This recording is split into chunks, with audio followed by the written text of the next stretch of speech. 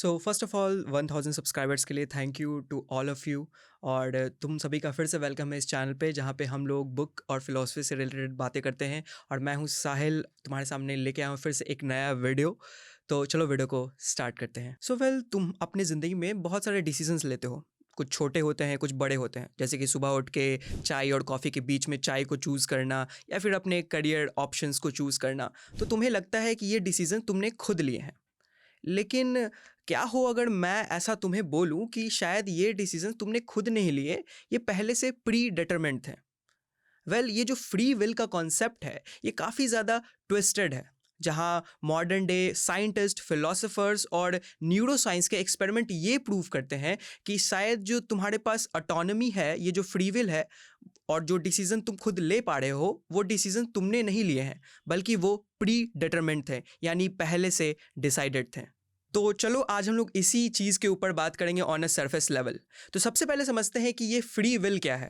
इसका मतलब होता है कि जो भी तुम्हारे डिसीजंस हैं वो कंप्लीटली तुम्हारे कंट्रोल में है, बिना किसी एक्सटर्नल फोर्स या प्री डिटरमिन्ड कॉज के। मतलब कि अगर तुमने चाय या कॉफ़ी के बीच में चूज़ किया तो तुम्हारे पास सच में वो दो ऑप्शंस थे और तुम्हारे डिसीजन के पीछे कोई हिडन फोर्स काम नहीं कर रही थी। लेकिन इस बात में कितनी सच्चाई है, या फिर ये बस एक इल्यूजन है, जहाँ पे हमारे पास एक और कॉन्सेप्ट इंट्रोड्यूस होता है जो है डिटर्मिनिज्म का। इसका कहना ये है कि तुम जो भी चूज कर रहे हो वो पहले से ही डिसाइडेड है। मतलब कि तुम्हें लगता है कि तुम फ्री हो, लेकिन एक्चुअल में तुम अपनी कहानी बस फॉलो कर रहे हो जो पहले से ही लिखी जा चुकी है, जो कि सुनने में भी काफी डरावना लग सकता है। जहाँ 17वीं सेंचुरी के एक फिलोसोफर गॉटफ्रेड लेबनीज का कहना है कि हर एक इवेंट के पीछे एक कॉज होता है। जैसे कि अगर तुम पढ़ाई नहीं कर पा रहे हो तो उसके पीछे कोई बायोलॉजिकल या साइकोलॉजिकल रीजन हो सकता है, जैसे कि तुम्हें डिस्ट्रैक्शंस ज़्यादा मिलते हैं या फिर तुम्हारा ब्रेन ही इस तरीके से वायर्ड है कि तुम ज़्यादा डिसिप्लिन्ड होके पढ़ नहीं पाते हो, जो कि अगेन इस फ्री विल के कॉन्सेप्ट पे क्वेश्चंस रेज करता है। जहां एक और 18 सेंचुरी के physicist Pierre Simon Laplace, and I hope कि मैं इनका प्रोनाउंसिएशन सही कर रहा हूं, उन्होंने एक थॉट एक्सपेरिमेंट दिया था। अगर एक सुपर इंटेलिजेंट डीमन यूनिवर्स के हर एक एटम की पोजीशन और मोशन जानता हो तो वो फ्यूचर एक्यूरेटली प्रिडिक्ट कर सकता है। इसका मतलब ये है कि अगर हर चीज कॉज एंड इफेक्ट के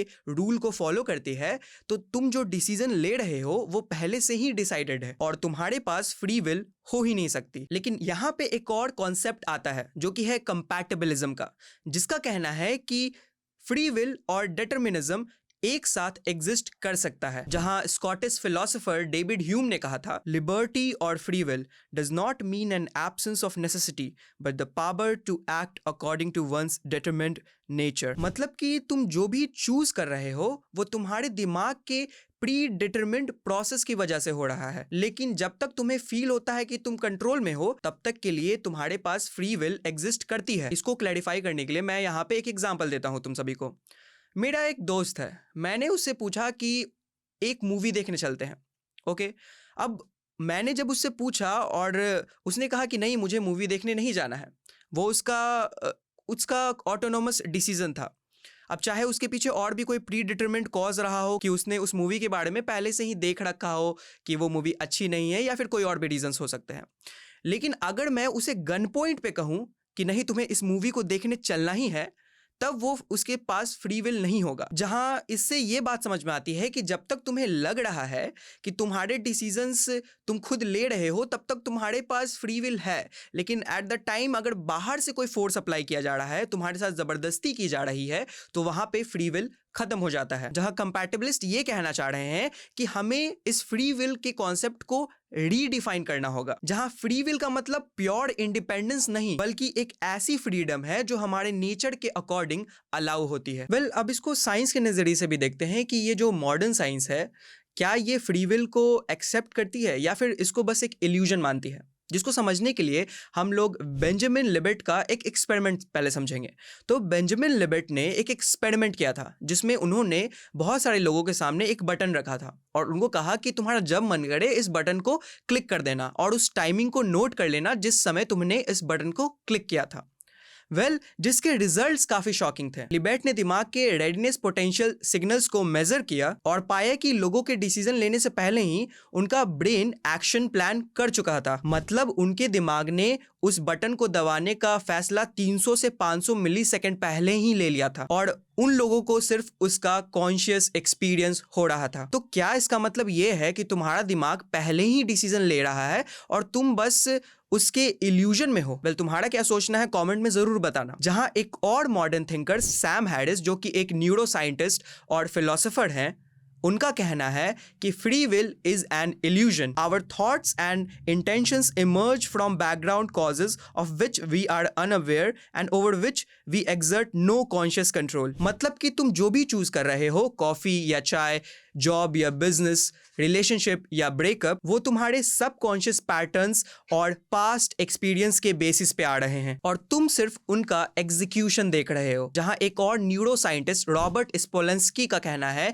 कि हमारे डिसीजंस बिल्कुल किसी केमिकल रिएक्शन की तरह होते हैं, जहां हर चीज अगर एक पैटर्न फॉलो कर रही है तो तुम इंडिपेंडेंट चॉइस कैसे ले सकते हो? जो कि एक और बड़ा क्वेश्चन रेज करता है कि अगर फ्री विल नहीं है तो इसका मतलब यह है कि जितने भी क्रिमिनल्स हैं उनको जेल नहीं जाना चाहिए, क्योंकि उन्होंने जो भी क्राइम किया है वो तो प्री डिटरमिन्ड था और उनका उस क्राइम में कोई भी हाथ नहीं है। और अगर हम लोग फ्री विल को एक इल्यूजन माने तो हमारी मोरल रिस्पॉन्सिबिलिटी भी हमारे लिए एक इल्यूजन है। और यही वो रीजन है जिसके कारण आज भी बहुत सारे साइंटिस्ट और फिलोसोफर्स इस बात पे डिबेट करते हैं। जहां मैं तुमसे पूछना चाहूंगा कि तुम्हारा क्या सोचना है? क्या तुम्हें लगता है कि जो भी डिसीजंस तुम ले रहे हो वो तुम्हारे हाथ में है, या फिर तुम किसी एक प्री रिटन स्क्रिप्ट को फॉलो कर रहे हो? जहाँ पे मैं एक बहुत अच्छा एग्जाम्पल देना चाहूँगा कि अगर तुम लोगों में से किसी ने स्क्विड गेम देखा है तो स्क्विड गेम का एक सीन आता है जहाँ पे वहाँ पे जो भी लोग गेम खेलने के लिए जाते हैं वो क्वेश्चन रेज करते हैं कि तुम लोगों ने मुझे यहाँ पे ज़बरदस्ती लाया है या फिर बोल सकते हो किडनैप करके लाया है। लेकिन वहाँ के जो ओनर्स होते हैं जो इस गेम को चला रहे हैं वो कहते हैं कि नहीं, तुम लोग यहाँ पे अपनी फ्री विल से आए हो। लेकिन इस बात में कितनी सच्चाई है? क्योंकि वो लोग पहले से ही बहुत बड़े डेप्ट में रहते हैं, बहुत बड़े कर्जे में रहते हैं और उनके लिए ये गेम उनके एक उम्मीद की तरह काम करता है, जो कि बहुत बड़ा क्वेश्चन रेज करता है फ्री विल के ऊपर अगेन। तो क्वेश्चन यही है कि क्या तुम फ्री विल में मानते हो या फिर नहीं मानते हो? ये तो एक काफ़ी ट्विस्टेड क्वेश्चन होगा और जिस पे काफ़ी लोग अभी भी डिबेट कर रहे हैं। लेकिन मैं यहाँ पे एक चीज़ ज़रूर बोलना चाहूँगा कि जो भी तुम्हारे डिसीजंस होते हैं वो तुम्हारे आइडेंटिटी का पार्ट होते हैं, चाहे वो प्री डिटरमिन्ड हो या फिर ना हो। तो आज की वीडियो में इतना ही था, जहां पे मैंने सरफेस लेवल पे बातें की ताकि मैं तुम्हारे अंदर एक क्यूरियोसिटी जगाना चाहता था कि तुम क्वेश्चन करो अपने फ्री विल के ऊपर कि क्या तुम जो डिसीजंस ले रहे हो वो सच में तुम्हारे हैं भी या फिर नहीं। जहाँ पे अगर आगे मैं चल के इसके ऊपर और भी चीज़ें जानूंगा और पढ़ूंगा तो मैं तुम तक ज़रूर इन वीडियोज़ के माध्यम से उसको पहुँचाऊँगा।